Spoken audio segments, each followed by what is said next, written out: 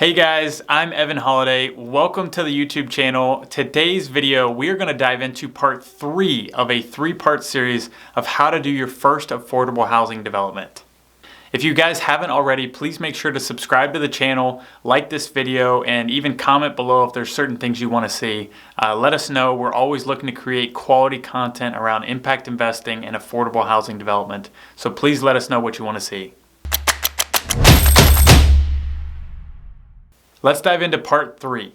So really at this point you have your financing lined up, you have your tax credits and your grants lined up, you have your site location picked out, you have your permits and your whole design team figured out, you have all your partners figured out, and you're basically marching toward closing, as we like to call it. You're on the final 60 to 90 day closing period.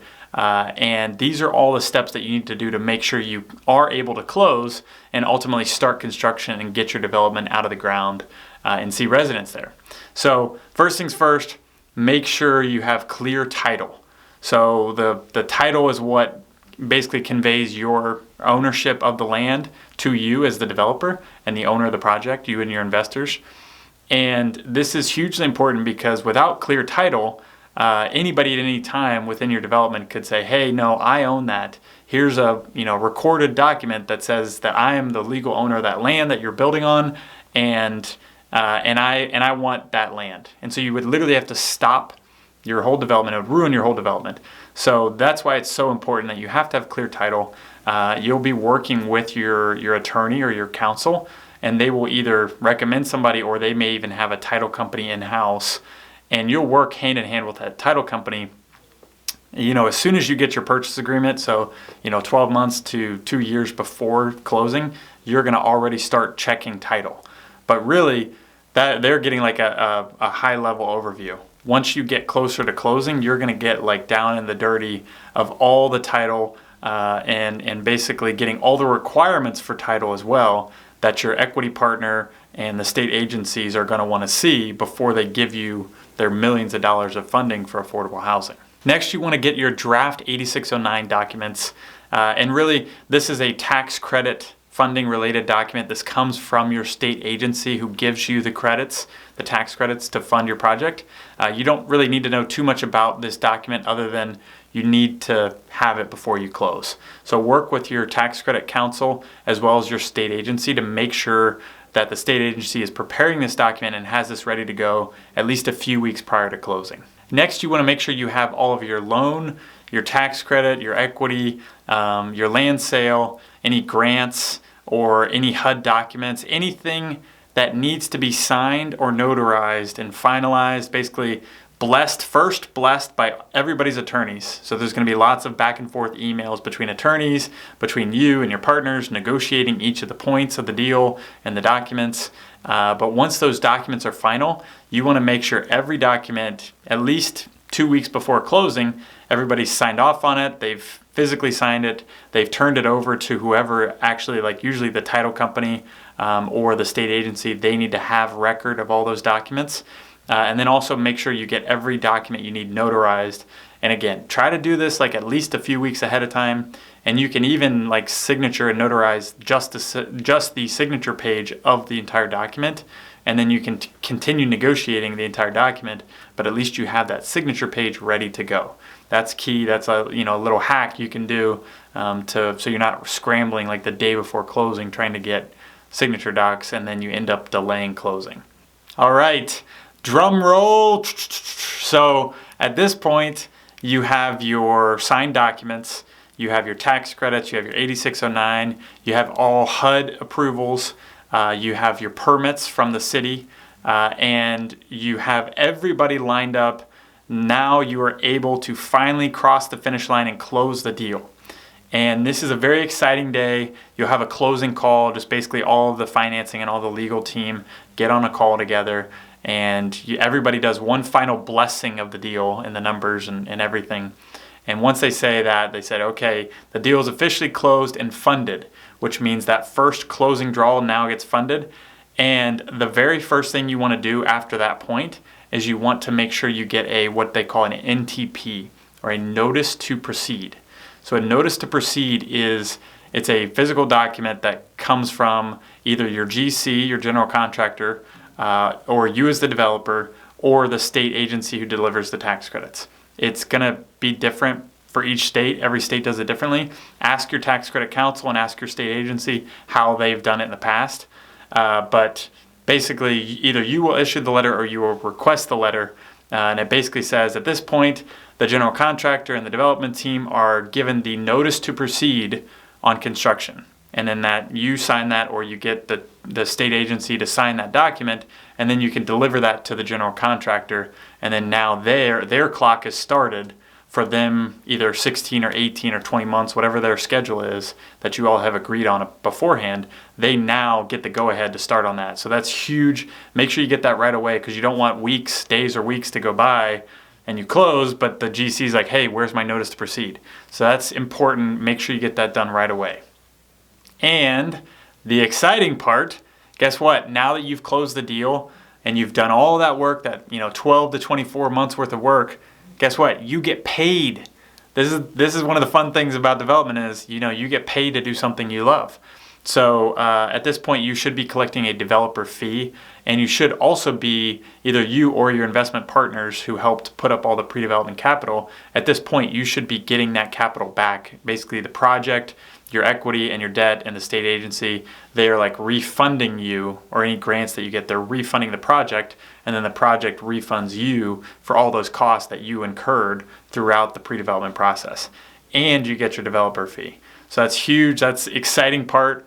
But really, you're at this point, you're halfway done with the project. That's probably the most intensive work, is that like from site selection to closing of a developer's role of what you would do or I would do. But there's still a lot of work to be done, and that's what we're going to dive into next. So you're diving into construction at this point, and usually a lot of that responsibility and the tasks are handed off to the general contractor. I will say one caveat to that, though, is you do want to have either you hire somebody or you have somebody on your team that is basically like an owner's rep. So on a bi-weekly or a monthly basis, you or somebody on your team, or you hire a consultant, and they will check in on the GC. So it's called an OAC, an owner architect contractor meeting, and it'll happen on a monthly basis. So you want to make sure those meetings are going smoothly, and you have your own eyes and ears on the project from a timing perspective, from any unknowns. There's always going to be unknowns. No matter how well you prepare for construction, there's always unknowns. So making sure you have somebody on your team that can be an owner's rep, that can have your best interests at heart, and not the GCs and not the architects, but your best interests, to make sure you cut down on costs, time overruns or time delays, and then also any variables or like new decisions. If you run out of a part, or a part's too expensive, or the way you're designing it didn't match up with the reality of the site, things like that always come up. So be prepared and have somebody on your team that can help with that. As well, while you're concurrently doing those OAC meetings and you're checking in and you're helping with construction draws, you also want to be within a month or two after of closing, and we're actually going through this on a bigger development right here in Nashville. You want to get started on planning a groundbreaking ceremony. And groundbreaking ceremonies are really important if you want to keep doing affordable housing. So if you're just like, hey, affordable housing, that one deal was great, but I'm done, then maybe you don't need to do this. But if you really want to make a career out of this, and you want to make an impact and show the community what you're about, and also help create good influence and good relationships with all the partners, both public partners and private partners that you worked with extensively for the last 2 years to get this project done, then you're definitely going to want to do a groundbreaking. And really, in a nutshell, because this could be a whole nother video, but in a nutshell, the groundbreaking, the goal is you want to basically pat on the back, metaphorically pat on the back all the partners that you worked with. So whether that's the city council member, the community leaders, if you had a nonprofit partner, even your development team, your design team, your finance team, the state agency, the housing authority, the city economic development, even the state reps and state senators, or even the mayor's office or the governor's office. Each step of the process, especially on the political side, it's really good to get them involved and create that groundbreaking, that excitement, that joy, that emotional feeling of happiness and resolution. You're like, hey, pat yourself on the back. We did something amazing here. We created affordable housing out of nothing. And that's really important because politicians, they run on like a 2, 4, 6-year cycle. Well, they need wins like this, and they need to be able to showcase like, hey, look at all this work we did. And they really appreciate when developers like yourself can put on a really great, well PR, well blasted out, and well run groundbreaking.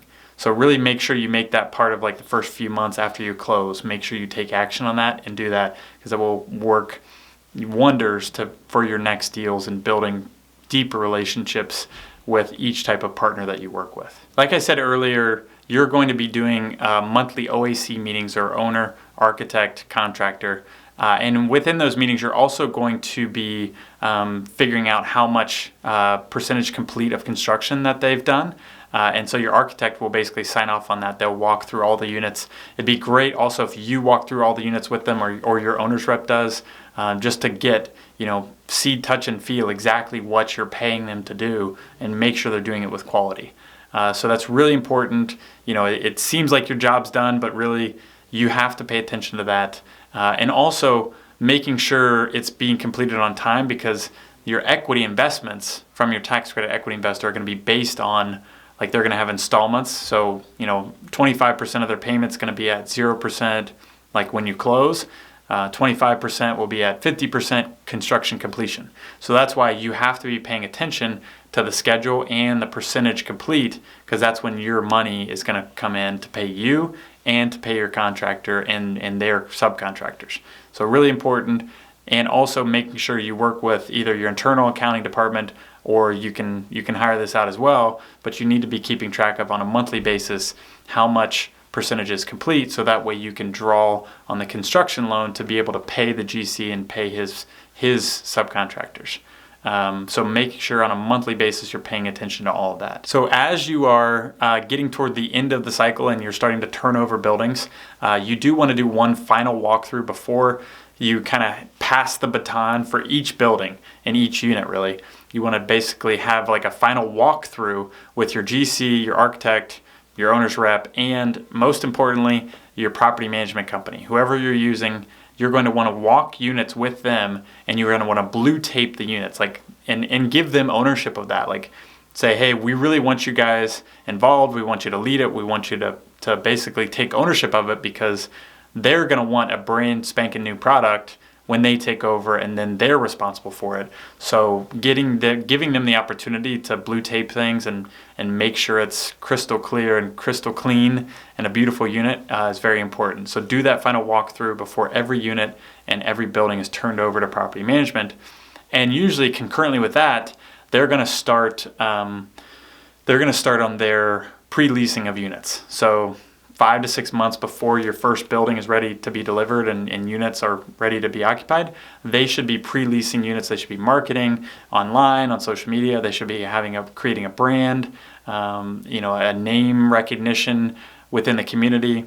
And then also they should be hiring staff to be able to help on the property. If you're a big enough property, if you're 100 plus units, then you should have full-time staff on board. So all of that should be happening while you're under construction in anticipation of those first units coming online. And as your buildings are getting your certificate of occupancies, also known as a CO, as you're getting those COs and like we talked about, the GC is handing it off to the property management company, you're going to want to make sure your property management company leases up those units ASAP, like as fast as possible. Obviously, that's a no-brainer in real estate investing. You want units filled so you can make revenue on them. But there's another component to why that's so important in affordable housing, is because you actually don't start earning tax credits.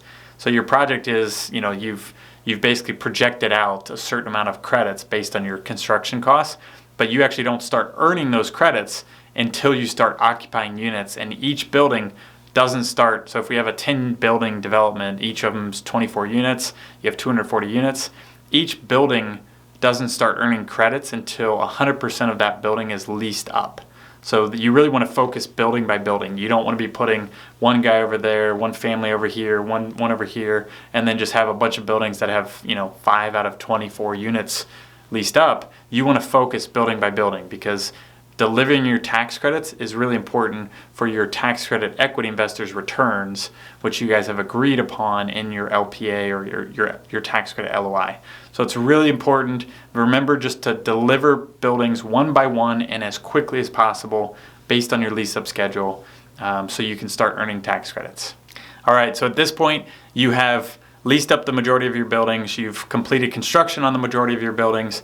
And this is kind of the tail end celebration as well. Just like the groundbreaking, you really want to have, and we highly encourage having, a grand opening.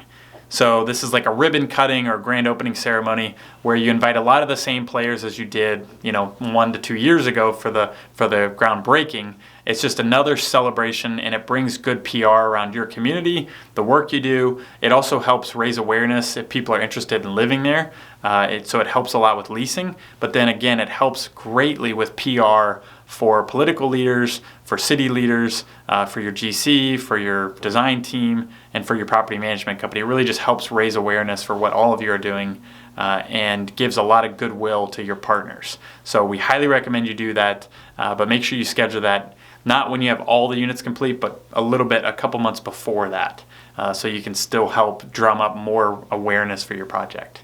All right, and finally, so at this point you have completed all construction of 100% of your buildings.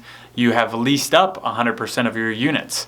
So this is exciting time. You're pretty much 95% done. But this last step is really important, because this is what we call a stabilization. So stabilization is taking it from that construction lease-up period, usually 16 to 24 month period, sometimes up to 30 months. You're basically transitioning from the construction period over to the stabilized asset. And this is really important for a couple different reasons. One, your equity investor, your tax credit equity investor, they typically delay the majority of their, call it 30-40%, like the largest installment of their tax credit equity won't come until stabilization. And the reason why is because there's a lot of risk during the construction lease-up phase. So they want kind of a carrot, so to speak, for you to say, hey, once you get through the risky part, then once you're stabilized and there's less risk, then there's a big reward. And so it's kind of like a carrot and stick. They just hold it out in front and say, hey, you got to get this done before you get our big amount of equity and our big installment of cash for the project. And that also coincides with you likely getting your biggest part of, or percentage of, your developer fee typically comes at stabilization.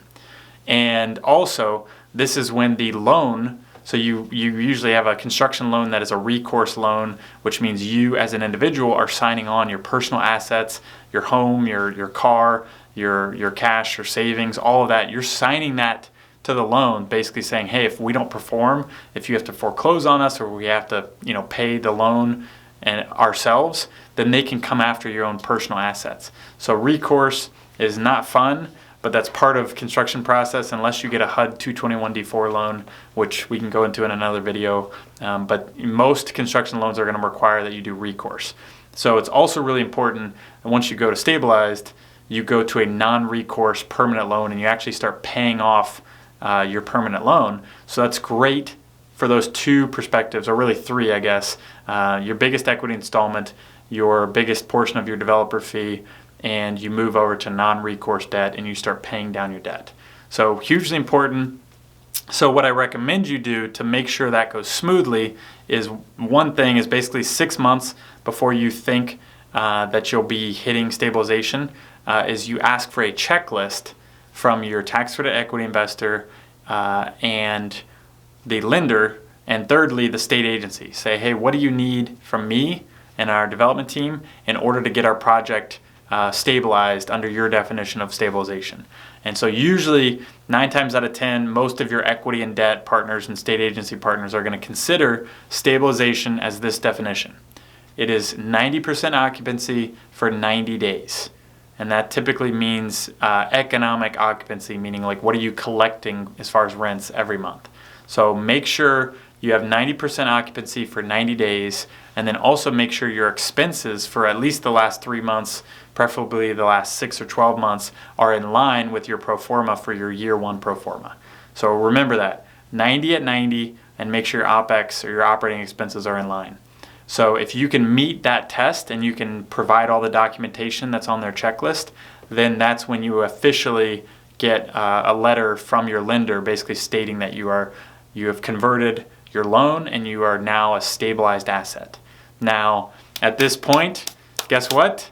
You are closed, you've built it, you've leased it up, and you've stabilized it. So at this point, you've made the majority of your fee, and now you have a beautiful, brand new community that is providing massive impact for the residents, has created many jobs, and is now providing amazing impact for the community, the residents, and your investors, and yourself and your family as well.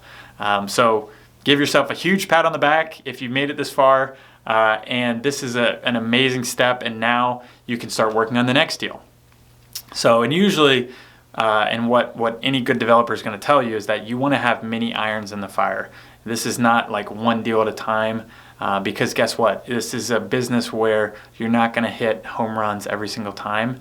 You may strike out on some deals. You may work on it for 6 months and never go anywhere. That's happened to me plenty of times. But the key is to just make sure you're working on multiple deals so that the ones that are moving forward and that do progress and do pay well and do provide massive impact, those more than offset the ones that may not move forward. So guys, with that, I hope you got a lot out of part 3 of this 3-part video series. Remember to save this video or share it with a friend. There's really massive value here. And also let us know in the comments below if you have like a specific part of this video that you want me to dive into more deeply. Happy to do that. We are an open book here at Holiday Ventures and what we're doing to create massive impact within affordable housing and attainable housing. So guys, please subscribe to the channel if you haven't already, and have an amazing day.